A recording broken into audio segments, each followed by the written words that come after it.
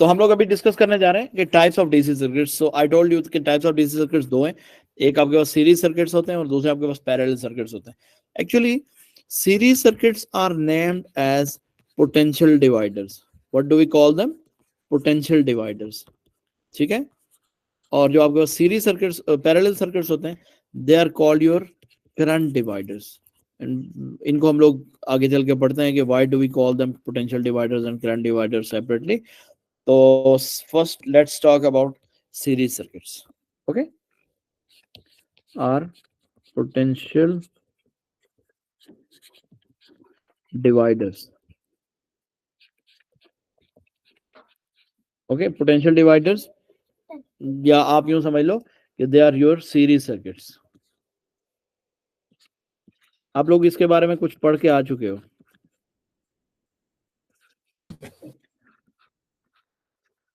क्या पढ़ा है सीरीज सर्किट्स के बारे में, रानिया? सर कि इसमें ऐड होती है वोल्टेज। हाँ, यस। शाबीब, आपके पास कोई आइडिया? सर पोटेंशियल डिवाइडर के बारे में वो is equal to R plus 1 yes, is divided by EMF into R plus 1 plus R divided by उन दोनों को okay, good, both of you are right. Potential divider इसको इसलिए कहा जाता है कि because it divides the EMF across all components which are connected in the circuit, ठीक है, because it causes the division of voltages across all components of the load, across all load components, ठीक है, right. For example आपके पास अगर voltages हैं हमारे पास V, then they would be splitted in different ways. फिर मैं आगे बात करता हूँ। आपके पास there are different resistors or loads connected to each other in such a way that net resistance increase होती है आपकी, ठीक है, the effective resistance of the load increases, ठीक है, the effective resistance of load या resistance of circuit is increased या is more than individual one. आप जैसे मर्जी इसको लेके चलें, आपके पास, आपने इससे पहले ओ लेवल्स में ये पढ़ा था कि resistors are connected in series. That's very simple thing, मैं उसी पे लेके आ रहा हूँ actually, series combination of resistor, ठीक है। तो सीरीज कॉम्बिनेशन ऑफ रेजिस्टर के ऊपर हम लोग बात कर लेते हैं सारी की सारी। कॉम्बिनेशन ऑफ रेजिस्टर में current remains same in all series resistors. So ये भी उसकी एक ब्यूटी है कि current remains same in all components. अगर जितने भी कंपोनेंट्स हैं, they all have same current. This is very important, that current remains same, but voltages are divided as I told earlier. But potential difference is sum of potential difference is sum of potential difference across individual resistor, potential difference across individual resistor. अब हम लोग इसको थोड़ा सा diagram की मदद से देखते हैं। फॉर एग्जाम्पल, बल्कि एक चीज और लिखवा देता हूँ, रेजिस्टर्स के बारे में मैंने यहाँ पे कहीं बात की है। The effective resistance increases, it means that I am talking about effective resistance. R effective is R1 plus R2 plus R3 plus and so on Rn. This is basically the series combination main identification कि in series combination resistance happens like this. अब आपको एक circuit बनाना है, and in that circuit I will draw 3 resistors and then we will have some properties of those resistors. बस इसको थोड़ा सा ये काफी मतलब डिस्कस चीजें हैं. I will not take more of your time. I will go directly to the practice questions, inshallah. For example, this is your R1, this is your R2, this is your R3, and मैं इनकी कुछ values set कर देता हूँ. Let's say it is 100 ohm resistor, it is your 200 ohm resistor, and it is your 300 ohm resistor, and I have a 12 volt battery over here. ठीक है, तो मुझे आप ये बताइए कि if I say that here I have a voltmeter V1, okay, I have a voltmeter V2 over here, and I have a voltmeter V3 over here. This is your V3. They all are connected across these individual resistors, and there is a voltmeter V across this battery या terminal आप कह सकते हो. और यहाँ पर आपके पास एक emitter है which is showing current. This is another emitter which is showing current. So can you tell me कि what will be the current or what are the properties of this? मैंने आपको ये बोला कि आपके पास I in this, let me call it I1 and let me call it I2, that would remain same. लेकिन V1, V2, V3 they would be added together to give you V.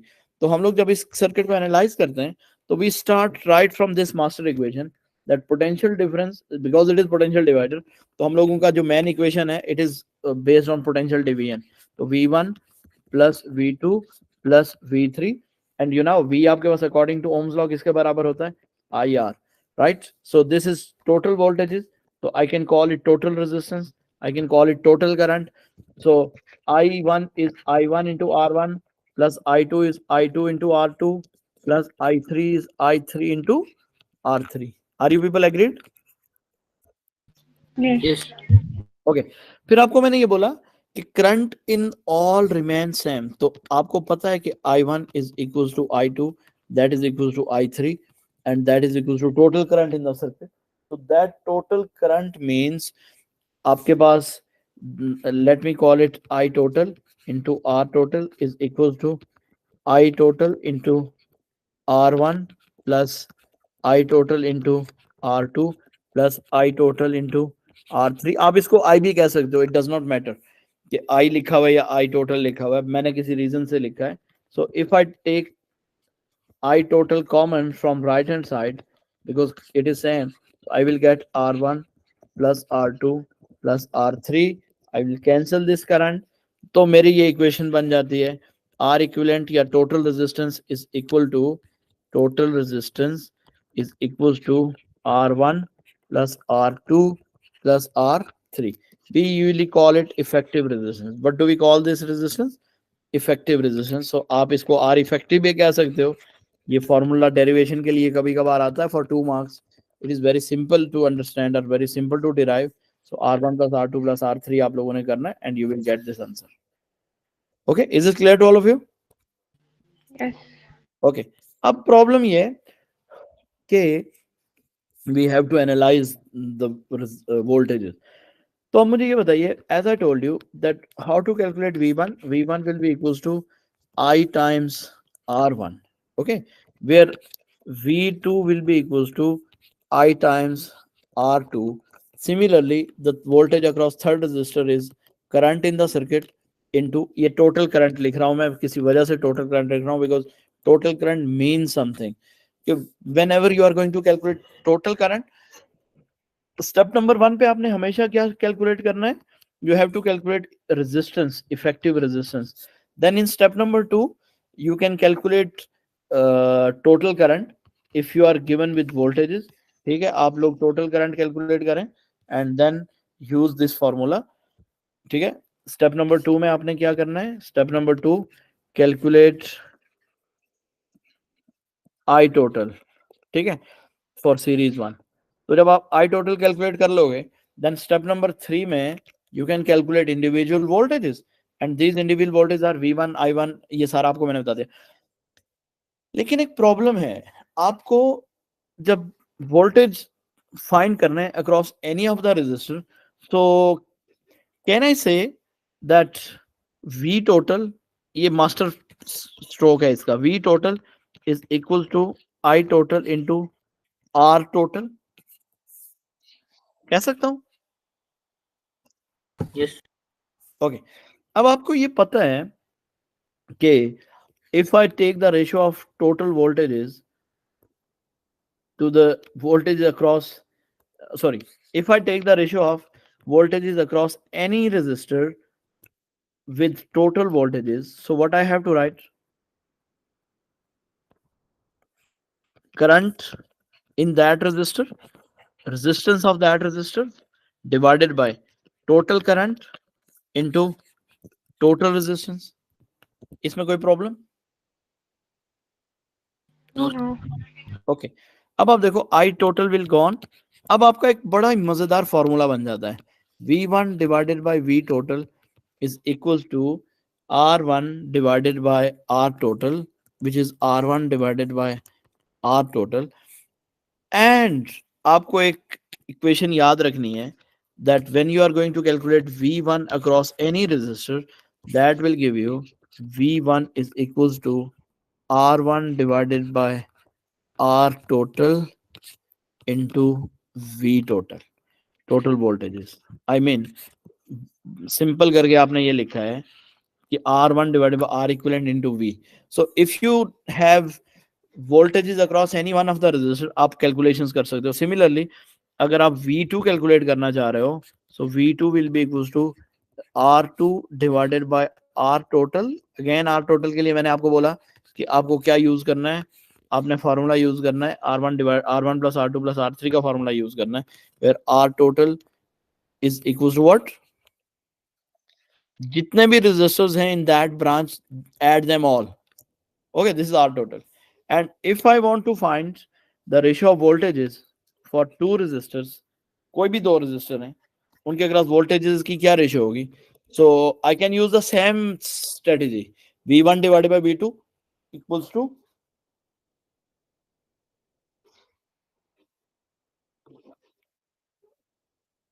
हाँ जी बता सकते हैं आप सर लोग? V total हमारे पास 12 होगा अगर हम ऊपर वाले सर्किट से कंपेयर हाँ जी, करें। यस एग्जैक्टली, मैं ऊपर वाली पूरी इक्वेशन सॉल्व करता हूँ. जस्ट आप लोग मुझे ये बताइए कि this is your equation number 1, this is your equation number 2, and if I say that V1 divided by V2 की अगर हम लोग रेशियो बनाएं तो what will be that, R1 divided bye R2, because current will be cancelled out, isn't it? Yes. Current दोनों में same है ना. दीज आर 3 मास्टर इक्वेशंस जो आप लोगों ने याद रखनी है for your series combinations.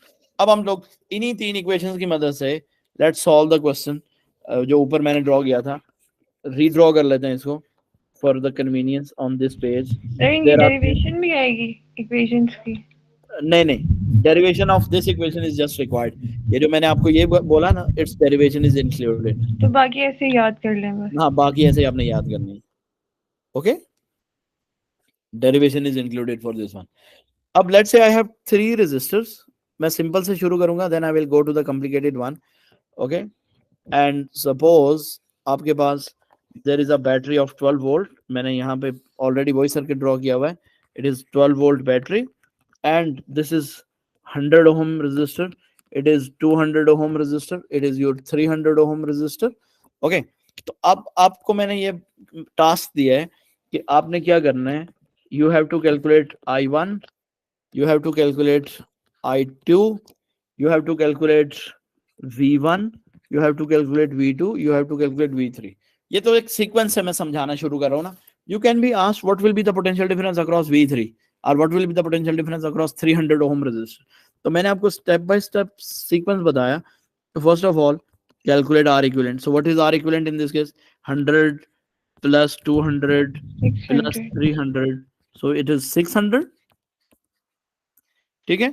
Step number 2 मैंने क्या बोला, आपने क्या कैलकुलेट करना है, I total is equals to, if any one of them, अगर आपको I given है, V can be calculated or something like that, V total divided by R total. तो आपको क्या मिलेगा, because I have given you the total voltages and you have calculated total resistance, तो आप इन दोनों को यूज करते हुए क्या कैलकुलेट कर सकते हो, I total कैलकुलेट कर सकते हो. तो जरा मुझे बताइए what is total voltages. Total voltage is your 12 and what is R total, it is your 600. 0.02। 0.02 ampere is the total current. अब इसका मतलब ये हुआ कि I can say कि 0.02 ampere is passing through this one, 0.02 ampere यहाँ पर भी है, 0.02 एम्पेयर मेरे पास इसमें भी है, 0.02 ampere is in this one, 0.02 ampere is in this one, and similarly 0.02 ampere is over here, and similarly battery current is the same, 0.02 ampere is also in the battery. ठीक है, is it clear to all of you? ये आपका total current है. Okay, अब हम लोग आगे चलते हैं. मैंने आपको बोला कि let's have the calculation of V1, V2 and V3. So V1 is basically R1, sorry, V1 is I1 R1 ना. तो आपको मैंने बोला कि I is same for all of them. तो आपके पास वही 0.02 की वैल्यू हो जाएगी into R1 is 100. तो आप मुझे बताइए, will it give you 2 volts? Okay, again I2 R2 0.02 times 200. So will it give you 4 volts? Yes. ठीक है, and V3 आपको करना है. So that is I3 R3, and that is 0.02 times 300. So ये कितना हो जाएगा आपके पास? 6 volts. Sorry, it will be 6 volt. अब आप मुझे ये बताइए कि when I say कि यार sum of all the voltages V1 plus V2 plus V3 अगर हम लोगों ने किया तो what will be equal to that? Total voltage के बराबर होना चाहिए कि नहीं? Yes. Yes, so 2 plus 4 plus 6, that is equal to 6 volts. So this is justified. आपका टोटल वोल्टेज एक्सीड नहीं कर सकता, right? So this Sir, is one way to 12 नहीं calculate. होगा, जी 12 नहीं होगा total voltage. sorry 12 volt. I just wrote incorrect. ठीक है, 12 volt. अब लेकिन जरूरी नहीं है आपको यही सर्किट हर टाइम गिवन हो. मैं इसमें कुछ चीजें जो हम लोगों ने ऊपर पढ़ी हैं, I would just apply them over here. Okay, let me calculate what is the ratio of voltages V1 and V2. V1 आपका 2 है, and what is the voltage 2? It is 4, so it means it is 1:2, है ना?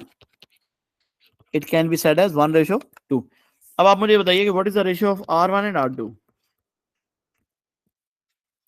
R1 is 100, R2 is 200, again 1/2, which is equal to 1:2. तो आपको मैंने एक बात बोली थी, which is justified over here, कि from this all, what did we now, कि V1 and V2 का जो रेशियो है, it would be same as your R1 and R2 का ratio. Whatever the ratio of resistance is there, the same would be the ratio of sir her condition में ratio हर same होगा. Condition में, series में ना, in series circuits.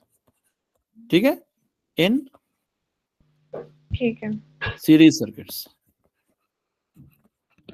ठीक है, अब यही चीज आप चेक भी कर सकते हो. फॉर एग्जांपल आप अगर ये चाहें कि मैं V1 रेशियो V3 फाइंड करना चाहूँ, तो what will be that? 2 divided by 6, it is 1:3, है ना? तो अगर आप R1 और R3 की रेशियो निकालेंगे तो you will check, it is 100 divided by 300, so you will get 1:3. so it means आपका यही फॉर्मूला वैलिड है. ठीक है, ये बात क्लियर है?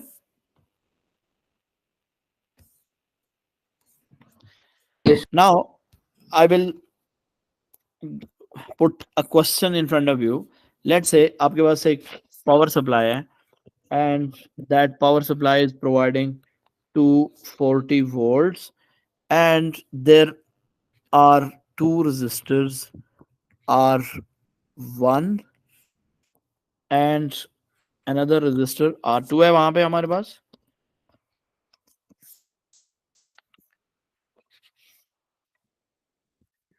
ठीक है, and there is a motor ahead. Sir ये रेजिस्टर सीरीज में तो नहीं है. हाँ, इसीलिए मैंने ड्रॉ किया है. ठीक है, अब आपको ये देखना है कि दिस मोटर इज M. अच्छा, अगर मैं ये कहूं कि let's say the resistance of this R1 is R and resistance of R2 is also R. कुछ वैल्यूज मैं दे रहा हूं आप लोगों को. Let's say 15 ampere is the current flowing through that. ठीक है, कितना? 15 ampere current is flowing through that. बल्कि मैं आपको कोई वैल्यूज देता हूं because I am not going to make this question complicated earlier. फिर अगले स्टेज पे इसको हम लोग कर लेते हैं. Suppose this is your 20 ohm resistor. ठीक है, and this is your 45 ohm resistor. Calculator है ना? Can I put these odd values? Okay, ये बात समझ आ रही है? आपको टास्क ये दिया गया है, your task is, actually this is the question, pass paper question है, एमसीक्यू भी पूछा जाता है theory question. Calculate the potential difference, sorry, calculate the operating voltages required for the motor. Operating voltages required for motor. आपकी motor को कितने operating voltages चाहिए? It is just 2 marks question. Next part भी मैं आपको बता देता हूँ कि you have to calculate resistance of the motor. This is part 1. Part 2 resistance है. ओके, मुझे बता सकते हैं आप में से कोई कि how to do that? Yes, Shabeeb, are you there? Yes sir. Good. सबसे पहले हाँ, ठीक है, ठीक है.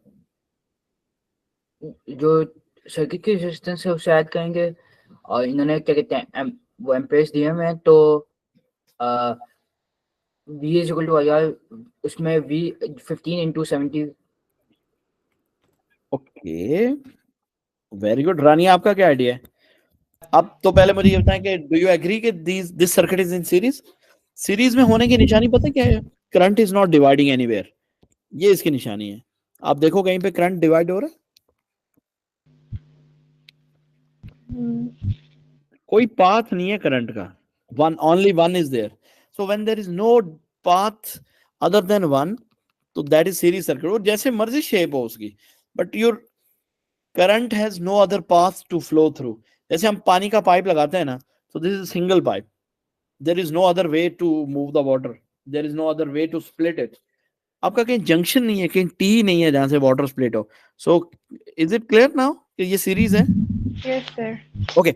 Now, first of all, my task is I have to find voltages across this. तो जैसे मैंने आपको बताया कि voltage across all the resistors are divided in a series circuit. तो सबसे पहले आप voltage 1 find करिए, then you have to find voltage 2, and then you will be easily calculating voltage 3. तो voltage 1 कैसे calculate होंगे? V is equal to I times R. So it is 15 times 20. So what will be your answer? 300. 300 है. Oh, okay, sorry, ये may be ज्यादा हो गया.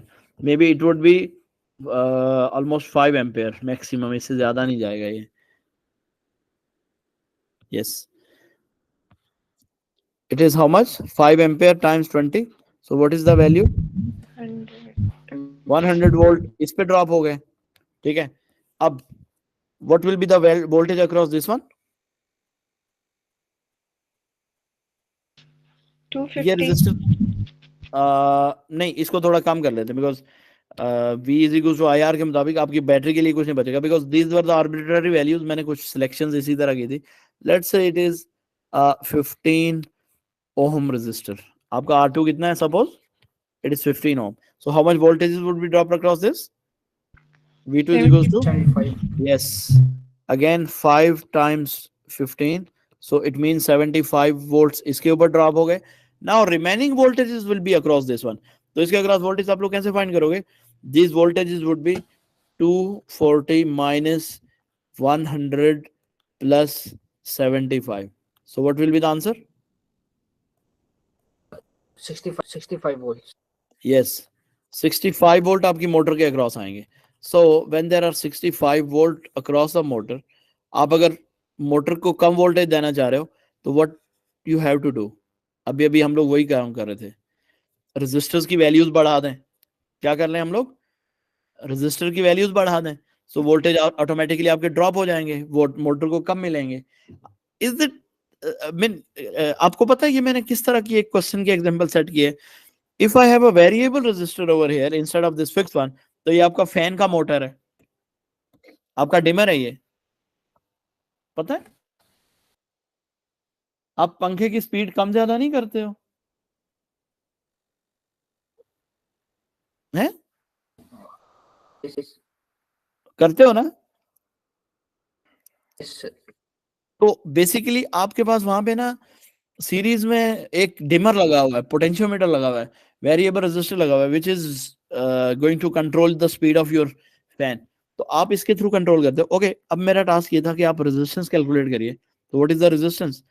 Are is equal to V I, sorry R is equal to V by I, है ना? तो अब आप मुझे बताइए कि शुड आई यूज 240 वोल्ट्स और 65 volts? 65 yes, 65 volts. And current कितना लगाऊंगा मैं? 50 sorry 5 ampere. How much current? 5, हाँ 5 एम्पेयर। तो it is actually 13 ohm resistance आपकी मोटर की। How much resistance do we have?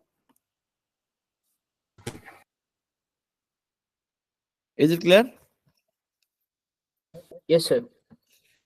इस तरीके से आपको क्वेश्चन देता है वो।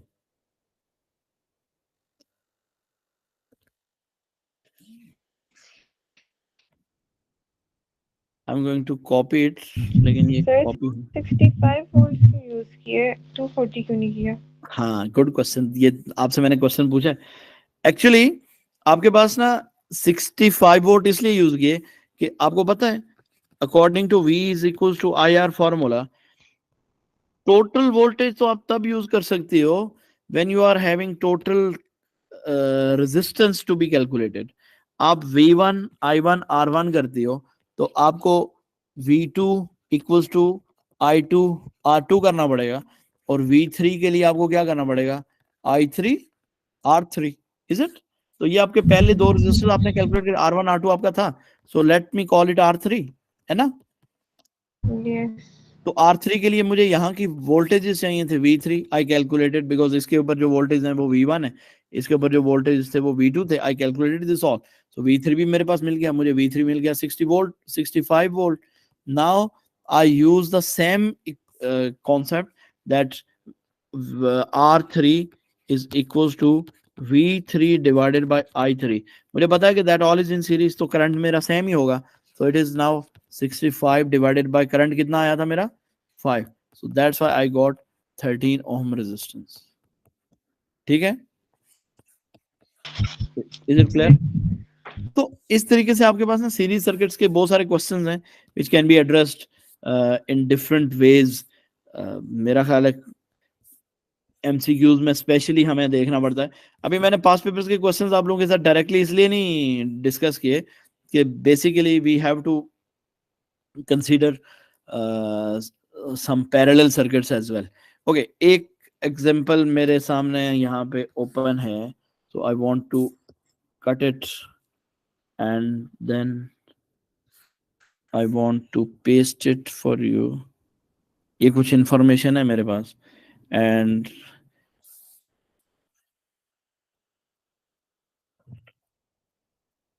yes, here is the question. This is the exam question for you. कह रहे कि a battery of electromotive force 7 volt and a negligible internal resistance is connected in series with 3 components as shown in figure। ये थोड़ा सा मतलब ज़ाहिर है आप लोगों को मैंने पहले समझा दिया, इजी क्वेश्चन, अब थोड़ा सा हम लोग डिफिकल्ट पे आ रहे हैं। So 7 volt is the EMF of the battery. There is a 6 ohm resistance of lamp and 5.2 ohm is the resistance of X, and there is a voltage 1.4 volt across Z। Do you get it? Yes. Okay। अब उसने क्या बोला हुआ है कि resistance X has the resist, ये सारा कुछ दिया हुआ है। अब क्वेश्चन में, sorry this all was information, आपके पास यहाँ पे अननोन क्या क्या हो सकते हैं। Let me show you. Screen नजर आ रही है आपको? Yes. Okay, so here is, मैं इसी पे लिख दूं? Don't you have any objection? मतलब वहां पे सोल्यूशन के लिए मुझे दोबारा जाना पड़ेगा? Okay, let me take a screenshot, उधर ही लेके चलते हैं इस पूरे को, ताकि आपके नोट्स भी बन जाएंगे।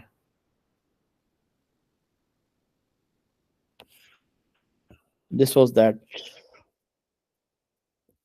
क्वेश्चन। आपके एक्चुअली इस तरह के क्वेश्चंस आएंगे ना?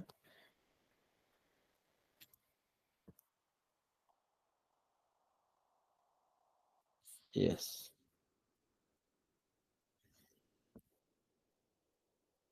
Now is it fine? देखो ये पूरे का पूरा क्वेश्चन यहाँ पे आ गया। कह रहे हैं आपने क्या करना है, calculate current in the circuit. तो आप कैसे कैलकुलेट करेंगे current in the circuit? Total current हमने कैलकुलेट करना है। बहुत मजे का क्वेश्चन है ये। आपको सबसे पहले ये देखना है कि there are some voltages given to you. Voltages कहाँ पे गिवन है? V total is given to you, है ना? Then V's across this VZ is given to you. आप इसको इसके अक्रॉस वोल्टेज को V1 कह लो, इसके अक्रॉस वोल्टेज को V2 कह लो, इसके अक्रॉस वोल्टेज को V3 कह लो। So you are having these voltages over here. तो आपको ये देखना है कि do I have any information about the resistance or current in the circuit? कोई और इंफॉर्मेशन करंट के हवाले से हमारे पास नहीं है, हमने करंट डायरेक्ट कैलकुलेट करना है। तो आप एक काम कर सकते हैं, आपके पास अगर हम इन दोनों की रेजिस्टेंस को ऐड कर लें, isn't it? Yes sir. Okay, तो मेरे पास टोटल रेजिस्टेंस क्या हो जाएगी? 6 plus 5.2 which is your 11.2 ohm. Am I right? Yes. Okay. अब आपके पास अगर 1.4 volts are dropped across this Z, then how much resistance or what will be current flowing through these two? तो मैंने आपको बोला कि resistance of X and Y together is equal to 11.2 ohm, isn't it? ऐसे ही है ना? तो आप मुझे ये बताइए कि जब मैं ये लिखूंगा कि what will be the voltage across X plus Y, so how to calculate that voltage? 7 minus 1. 7 minus 1.4, perfect. 7 minus 1.4, तो क्या आंसर आया? 5.6. 5 point? सर माइनस क्यों करेंगे? 7 क्योंकि 7.4 आपकी बैटरी जो दे रही है ना, some of the voltages are across this one 1.4 and remaining voltages would be dropped across these two combinedly. देखो ना, वोल्टेज डिवीजन यही हुआ ना। बैटरी आपको दे रही है टोटल कितना? 7 वोल्ट, उसमें से कुछ आपके जी के अक्रॉस ड्रॉप हो जाएंगे, है ना? ठीक है सर, आगे समझ। और रिमेनिंग आपके कहां पे ड्रॉप हो जाएंगे? इन दोनों के कॉम्बिनेशन के अक्रॉस। नाउ आप मुझे बताइए, दिस इज द वोल्टेज। अब आप करंट कैलकुलेट कर सकते हैं, I is equal to V divided by R। तो आपको पता है जो करंट आपका X एंड Y में होगा, same is the current in all resistor because all circuit is in series. तो I is equal to V across X and Y divided by R of X and Y। तो calculations कर लीजिए अब। 5.4 sorry 5.6 divided by क्या करेंगे हम लोग? Resistance is 11.2। तो जरा बताइए what will be the value of current? 0.5. Sorry 0.5। yes, it is 0.5 ampere. Now 0.5 ampere is the current flowing in all the circuit. आपका बैटरी करंट भी इतना ही है, 0.5 एम्पेयर है। This is 0.5 ampere, got it? हर रेजिस्टर में से 0.5 ampere पास हो रहा है। सो अगेन इसमें से भी आपका 0.5 एम्पेयर होगा, ठीक है? Is it clear? अब आप क्या करोगे? Determine the resistance of resistor G. तो what to do then? Resistor G की रेजिस्टेंस कैलकुलेट करने के लिए आपके पास क्या है? आपके पास इसके अक्रॉस वोल्टेजेस भी हैं, इसके अक्रॉस करंट भी है। तो अब बहुत आसान हो गया। मैंने आपको कहा था कि V1 is equal to I1 R1 का फॉर्मूला लगाओगे, तो आपके पास वोल्टेजेस हैं 1.4 वोल्ट, I आपके पास है जी 0.5, और आपके पास कितना आ जाएगा resistance? 2. Yes. So its resistance is 2.8 ohm. So what is its resistance? Its resistance is 2.8 ohm. So examiner is going to award you just 1 mark for this one.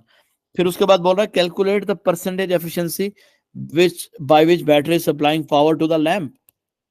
It's 3 marks question, tricky one है. आपको ये पता है कि power in the lamp, power का formula क्या होता है? Power is equal to I square into R. ठीक है, this is across lamp, this power is across lamp. And फिर आपने ये भी देखना है कि पावर का एक और फॉर्मूला भी होता है which is basically V times I.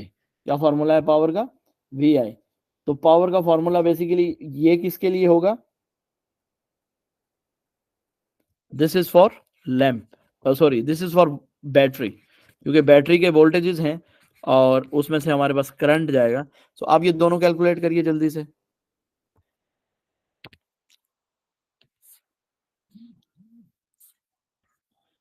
आपको इसको मैं लिख देता हूँ PL और इसको मैं लिख देता हूँ PV.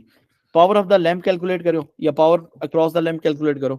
Current is 0.5 square and what is the resistance of the lamp?